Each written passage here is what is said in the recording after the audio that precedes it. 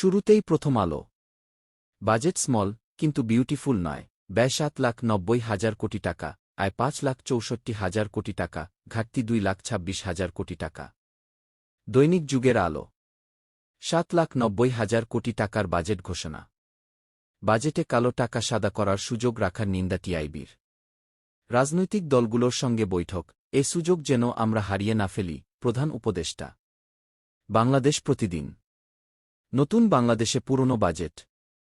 বেসরকারি খাত ঋণ পাবে না, ব্যাংক নির্ভরতা নেতিবাচক বলছেন ব্যবসায়ীরা। আপদে এনসিপি, বিপদে দেশ। ইত্তেফাক। অর্থনৈতিক সংকটের স্বীকৃতি ধীরে উত্তরণের আশা। ডিসেম্বরের মধ্যে নির্বাচন চাইল বিএনপি, জামাত এপ্রিলের মধ্যে, ইসির সংস্কার দাবি এনসিপির। কালের কণ্ঠ। কঠিন হবে ব্যবসা বিনিয়োগ। হতাশাই পেল নিম্নবিত্ত মধ্যবিত্ত। যুগান্তর।